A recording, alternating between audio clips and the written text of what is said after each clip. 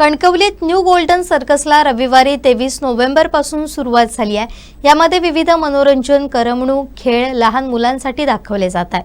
जिल्ह्यात 7 ते 8 वर्षांनंतर प्रथमच कणकवली उपजिल्हा रुग्णालयासमोर न्यू गोल्डन सर्कस होतीये। त्यामध्ये विविध खेळ, कसरती, आर्टिफिशियल प्राणी या सर्वांचे खेळ आता सिंधुदुर्ग वासियांना पाहता येणार आहे।